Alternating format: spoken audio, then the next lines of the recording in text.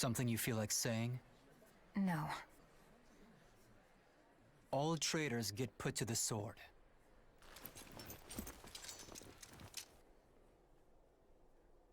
It's his duty as king.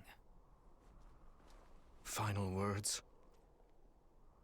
None for you. But tell me something, boy. Does it trouble you to slay your own kin? What a surprise. I did not think you capable of sympathy, craven monster that you are. Yes. But either way, I do what I must. Well, to perish by your hand, it is a fate that I much deserve.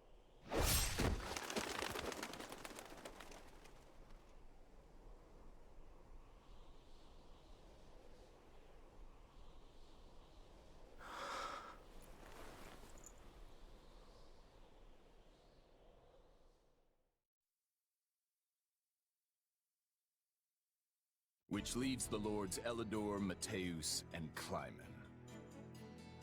We believe they, as well as many powerful Western lords, were accomplices in the assassination of the late king. Along with the Grand Duke, they seem to have received large sums of money and supplies from the imperial nobility.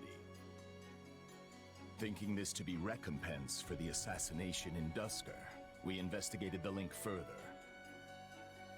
In 1171, the mage Cornelia arranged for a certain powerful imperial family to come to the kingdom. That's the year when my step-uncle, Lord Arundel, brought Edelgard here in exile.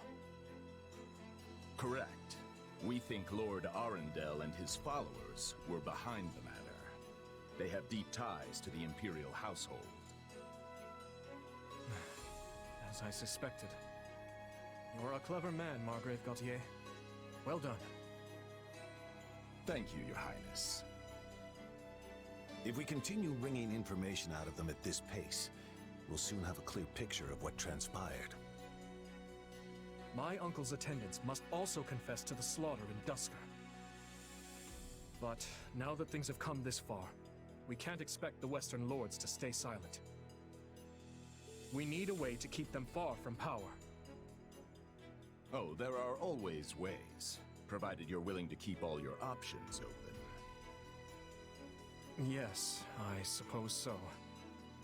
Let us speak more of this later. For now, spread word of what you have found to every palace and pub in the land. That should help keep the lords in check. Is that wise, Your Highness? If we announce that Rufus was involved in the tragedy of Duscur,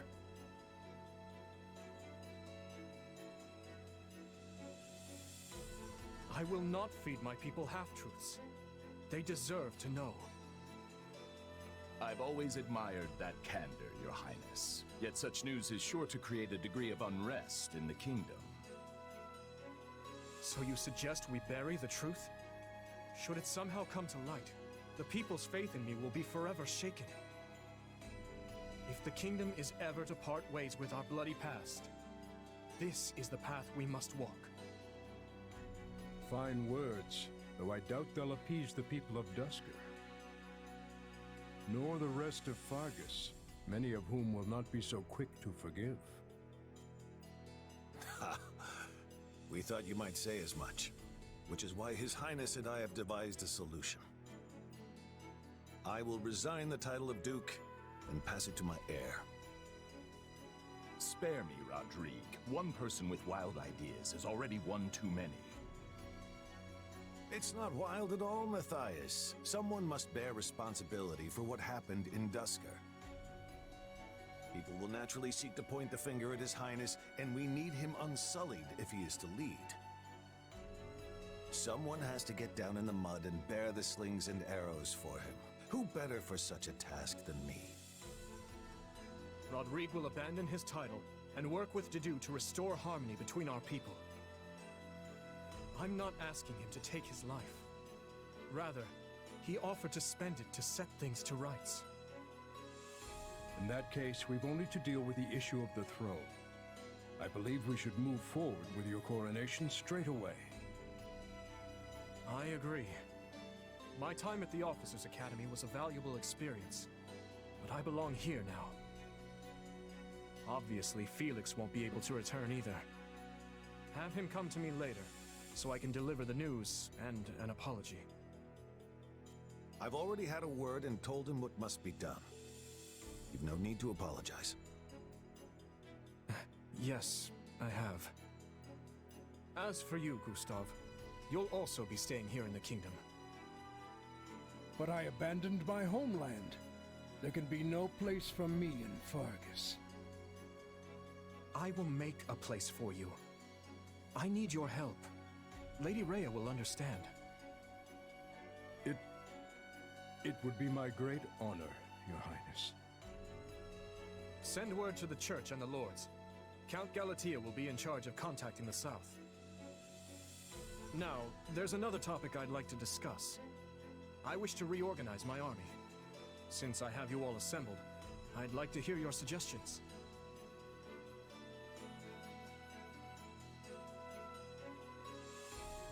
You're still working, Dimitri? Have you even slept since the battle?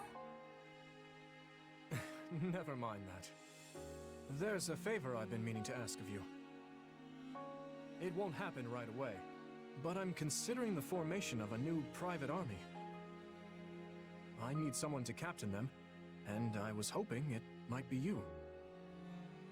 And what does the leader of the kingdom need with a private army? I fear my uncle may have rubbed off on too many of my knights. I'm not saying they're all bad, but it's clear as day that bribery ran rampant. To rectify the matter, I'm looking into a complete reorganization of the army.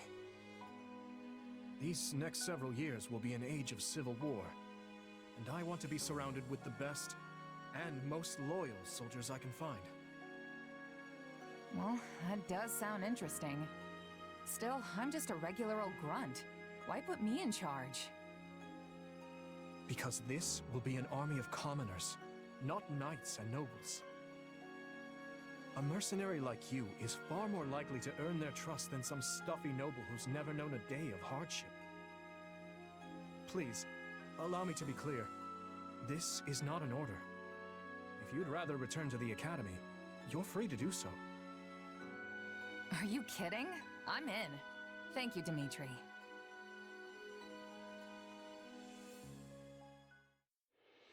Having put down Rufus's revolt and ended his uncle's life, Dimitri draws closer to the truth regarding the tragedy of Duscur, and also begins the process of ascending the throne. All the while, the Adrestian Empire deals with a fierce power struggle in its capital, Enbar, while the Leicester Alliance finds themselves pitted against an invading Almiran horde.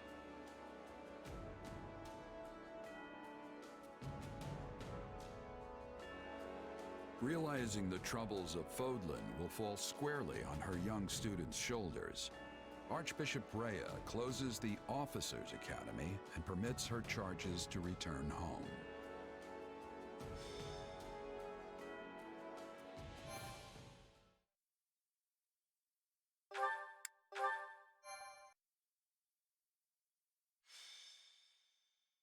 Azure Gleam. To war. It is the end of 1181. 2 years have passed since the Officers' Academy closed its doors. After ascending the throne, Dimitri labors to bring peace to the Holy Kingdom of Fargus. With Edelgard ruling as the Emperor of Adrestia and Claude leading the Leicester Alliance, the three erstwhile schoolmates strike out as the next generation of leaders. A new era is dawning in Fodlan, and much teeters at the brink of great change. The first tremors of a major upheaval rock the land as Edelgard declares war on the Central Church.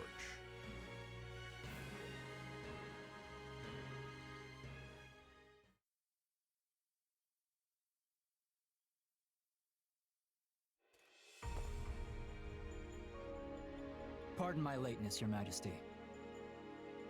You needn't worry, Felix. I know your duties are many. Though, I'm afraid we could not wait for you to begin the discussion.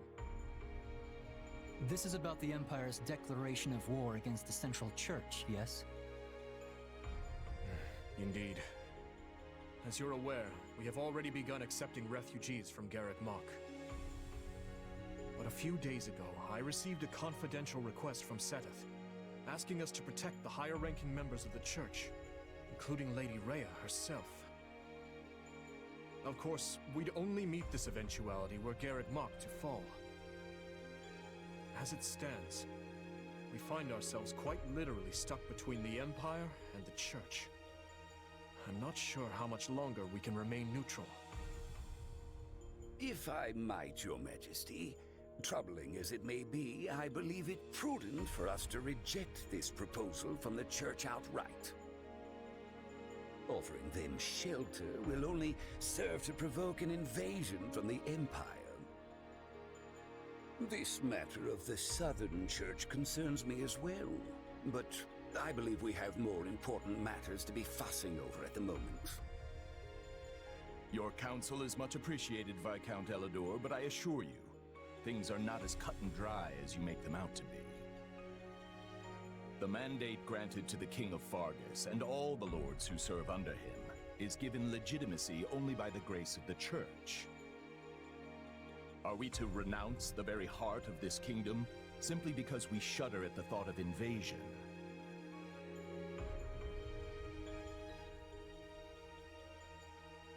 War will always come at one point or another, and some degree of suffering is purely inevitable. You know this as well as I, Viscount. You dare speak of suffering, do you? When the blaze of war will not scorch your lands in the north as it does ours? I would normally agree that those of us from the Northern Territory should hold less sway in this discussion. But if Garreg Mach were to fall, the war front would not halt in the west. Your Majesty, what of House Rowe or Galatea, or the others in the south? Not a word from Count Rowe as it stands, but I did receive a missive from Count Galatea. It read, "My people are not fools enough to rejoice in the surrender of their territories to invaders. There is no morality in turning our backs on the institution at the very foundation of our lives. We must support the Church as they have supported us." Your Majesty, we owe a great debt to the Central Church for their role in quelling the uprising 2 years ago. To not repay such generosity in kind would risk weakening the trust of your vassals. And if that happens, we might find ourselves right back in the same mess as before. They lack the crest of Blaidd, but there's no small number of nobles who might crawl out of the woodwork claiming royal blood. The kingdom's already seen the turmoil and division such claimants can bring after the death of King Klaus. But Duke Fraldarius, surely we are better served attempting to head off the very real and imminent war at hand, instead of debating hypothetical unrest. I don't want my people to suffer the pain of conflict. But does anyone here really think the Empire will simply stop if we appease their every demand? Suppose we do let the Empire take the Archbishop. And suppose we accept this new Southern Church. Then what? I imagine the Empire plans to install the Bishop of the Southern Church, Count Varley, in Lady Rhea's place. I fear I've heard nothing good concerning either the man himself or his teachings. They purport to be an arm of the Church of Seros, but the Southern Church is nothing more than a mouthpiece for the Empire at large. In other words, rejecting the Central Church in favor of this new Southern one would be no different from flat-out accepting Imperial rule. It's hard to say just how they would treat our kingdom were such events to unfold. Though I imagine it would involve heavy taxation for the express purpose of bleeding Fargus dry and filling the Imperial coffers. Do you have something to add, Duke Fraldarius? Not really, no. I was just wondering how long we were planning to continue this tedious charade. The question's simple. Do we hand over our kingdom and subject ourselves to Imperial rule or not? I believe the Margrave has been quite clear as to what will happen if we give in to the Empire's demands. We've all been informed of the rapid reformation their region has undergone, many aspects of which I admire, I'm not ashamed to say.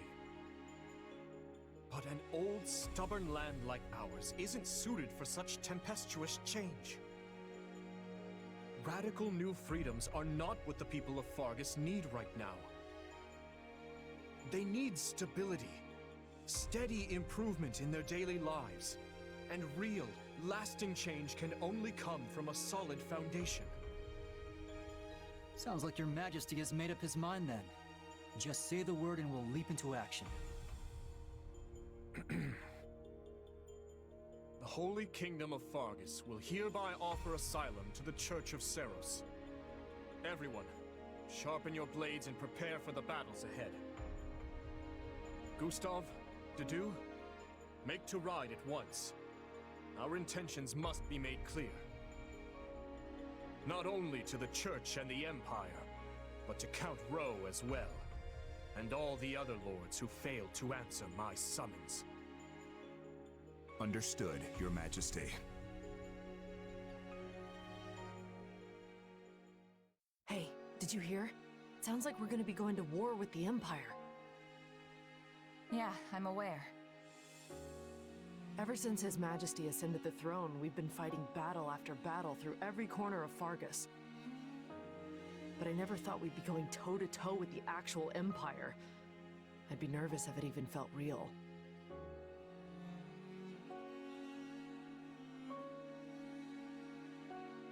Yeah, it's not like I'm opposed to the war, but I have a weird feeling about this too.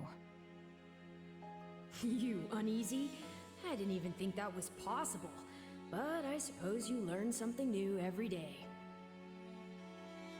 I can't help but wonder, though. What happens to Fargus now? I feel like things have been steadily improving lately, but not everyone favors His Majesty as I do. Yeah, I hear the grumbles too. But there's not a ruler in the world who doesn't have their fair share of critics, right? All I know is, we wouldn't be where we are now if not for him. I mean, look at me. Saddled with some mysterious power we don't know anything about, and he still chose to put his faith in me. It's only right I return the favor in kind. Oh, and speak of the devil. Am I interrupting something? No, of course not. Please, allow me to take my leave. Your Majesty, Commander. So, you heard all that, huh? More or less. I apologize for the interruption, but there's an urgent matter at hand. Anything I can do to help? There is. As you know, we've offered asylum to the Central Church in their efforts to flee the Empire. As such, we are to escort the Archbishop herself to the royal capital at once. I expect heavy pursuit from the Imperial forces, so I am assembling a team of those I trust most to assist in the mission. Of course, I'll be leading my own regiment into battle, but I was wondering if you'd be willing to accompany me. What, is that it? I'd be glad to. How are things looking at Garreg Mach while we're on the subject? Grim. Neither the Knights of Seros nor the monastery ramparts are capable of holding off the Empire's massive military might. I dare say we have precious little time to waste. Prepare to deploy at once.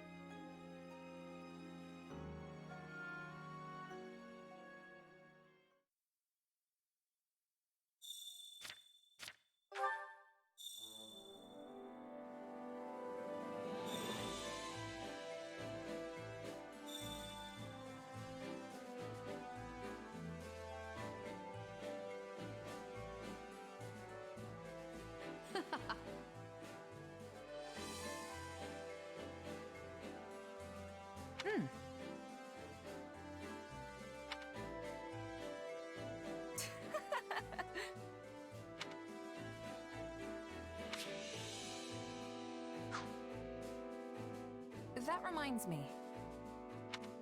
How tiresome.